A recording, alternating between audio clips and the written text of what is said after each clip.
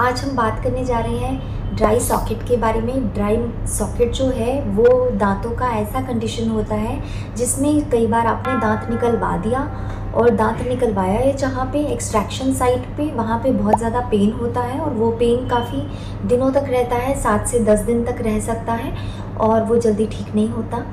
तो ऐसी कंडीशन को हम ड्राई सॉकेट बोलते हैं। आज हम बात करेंगे इसके बारे में। So hi everyone, my name is doctor Shikha. मैं डेंटल अवेयरनेस की वीडियोस बनाती हूँ। अगर आपको चैनल अच्छा लगता है तो प्लीज़ सब्सक्राइब कीजिए मेरे चैनल को। तो चलिए शुरू करते हैं वीडियो के साथ। तो आज का वीडियो है हमारा एक्चुअली बहुत इंपॉर्टेंट टॉपिक के बारे में, जो कि ये ड्राई सॉकेट है। ड्राई सॉकेट में क्या होता है, ऐसी कंडीशन में हमने दांत निकलवा दिया और कई बार हमारा जो दांत है बहुत ही कॉम्प्लिकेटेड कंडीशन में निकालना पड़ जाता है।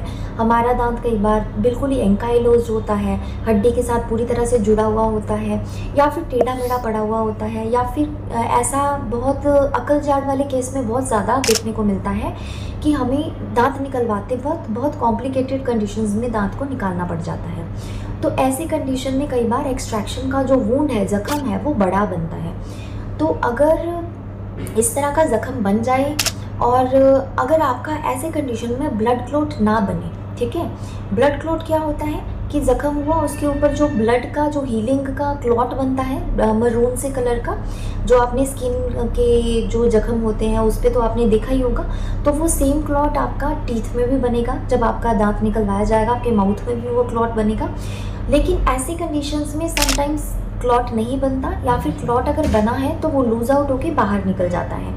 तो ऐसी कंडीशन में हमारी जो बोन है वहाँ की, और हमारे जो नर्व्स हैं, नर्व्स मतलब नाड़ी जो कि दिमाग तक आपका दर्द का जो एहसास है वो आपको करवाती हैं, दिमाग तक आपके सिग्नल पहुँचाती हैं इस चीज़ का, तो वो नाड़ी भी एक्सपोज हो जाती है।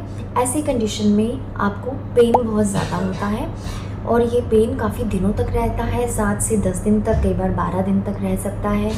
तो इस कंडीशन में हमें क्या करना चाहिए, पहले तो हम बात करते हैं कि एक्चुअली सिम्टम क्या होते हैं इसके, ठीक है। सिम्टम होते हैं कि पेन जो है समटाइम्स आपको जॉ में होगा, रेडिएट होगा, हेड तक जा सकता है, नेक रीजन तक जा सकता है, काफ़ी ज़्यादा पेन फील हो सकता है। आपको खाना खाने में प्रॉब्लम आएगी, आपको स्मेल फील होगी अपने माउथ में, बैड ब्रेथ की प्रॉब्लम भी हो सकती है, ठीक है, क्योंकि क्लॉट जो है पूरे अच्छे से फॉर्म हुआ नहीं है और वहाँ पे डेब्रिस वगैरह जाता रहता है जब भी हम कुछ खाते हैं, है ना। तो ये क्यों होता है, इसके कारण क्या है। अब कारण इसके ऐसे हैं कि अगर हम अपना माउथ क्लीन नहीं रखते हैं, आपका ओरल हाइजीन अच्छा नहीं है, तो ऐसे कंडीशन में इसके होने के चांसेस बहुत हाई होते हैं, ठीक है। इसके अलावा अगर आप स्मोकिंग करते हैं तो ड्राई माउथ आपका वैसे भी रहता है, तो उसकी वजह से भी कई बार कई बार ड्राई सॉकेट बन जाता है।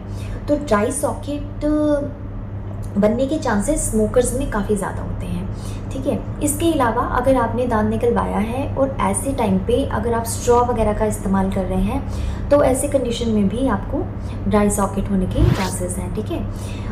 बाकी ऐसा होता है कि अगर हम दांत निकलवा रहे होते हैं, समटाइम्स हमें डेंटिस्ट बोलते हैं कि आपने सूचर्स लगवाने हैं, टांके लगवाने हैं, तो आपने अपने डेंटिस्ट को, क्योंकि कई पेशेंट्स ऐसा करते हैं कि हाँ हमें टांके नहीं लगवाने, डॉक्टर साहब हमें रहने दीजिए, ठीक हो जाएगा, खुद ही ज़ख्म भर जाएगा, है ना। तो ऐसी कंडीशंस में आपने अपने डॉक्टर की एडवाइस ज़रूर सुननी है, क्योंकि ज़ख्म कई बार इतना बड़ा होता है उसे भरने में बहुत ज़्यादा लंबा टाइम लग सकता है। तो ऐसे कंडीशन में अगर डेंटिस्ट आपको टांके लगा रहे हैं, सूचर्स लगा रहे हैं, तो वो आपके लिए बहुत ही हेल्पफुल रहेगा। ड्राई सॉकेट बनने के चांसेस वहाँ पे बिल्कुल ही नील होंगे, ना के बराबर होंगे। तो हमें डॉक्टर के हिसाब से चलना चाहिए, ठीक है। समटाइम्स ऐसा भी होता है कि डेंटिस्ट आपको दांत निकालने के बाद इंस्ट्रक्शंस देते हैं, पोस्ट ऑपरेटिव इंस्ट्रक्शंस जिनको बोलते हैं, उनको पूरी तरह से फॉलो करना बहुत ज़्यादा इम्पॉर्टेंट है। समटाइम्स आप उनको पूरा फॉलो करते ही नहीं हैं, तो ऐसे कंडीशंस में भी ड्राई सॉकेट होने के चांसेस हाई हैं, ठीक है।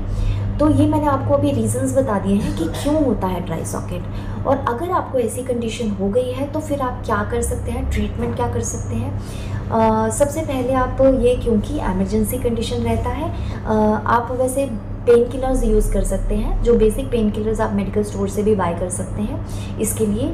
लेकिन अगर आपको पेन से रिलीफ नहीं होता तो आपको डेंटिस्ट को तो ज़रूर विज़िट करना ही पड़ेगा इस कंडीशन में, ठीक है, क्योंकि इसमें प्रॉपर क्लीनिंग रिक्वायर्ड होती है। तो डेंटिस्ट सबसे पहले क्या करेंगे, आपको सेलाइन या फिर मेडिकेटेड माउथ वॉश वगैरह से आपका जो ड्राई सॉकेट वाला एरिया है उसे क्लीन आउट करेंगे और मेडिकेटेड ड्रेसिंग देंगे। यूजिनोल ड्रेसिंग्स वगैरह कई बार यूज़ की जाती हैं ताकि आपको पेन रिलीफ हो सके, ठीक है। बाकी और भी आपको आगे इमरजेंसी ट्रीटमेंट प्रोवाइड किया जा सकता है। ये डिपेंड करता है कि आपकी कंडीशन कितनी का सीवियर है, ठीक है। और आपको एंटीबायोटिक का कोर्स भी दे सकते हैं ताकि आपको इन्फेक्शन ना हो, ठीक है। तो यही हम ट्रीटमेंट ऑप्शंस हैं जो हम ड्राई सॉकेट में करते हैं। तो ये था हमारा आज का वीडियो। ये एक्चुअली काफ़ी इंपॉर्टेंट वीडियो है बिकॉज़ बहुत सारे पेशेंट जो हैं इसको फेस करना पड़ जाता है कई बार, है ना। तो thank you so much for watching the video. अगर आपको पसंद आया है तो प्लीज़ लाइक कीजिए, शेयर कीजिए अपने फैमिली और फ्रेंड्स के साथ और सब्सक्राइब कीजिए मेरे चैनल।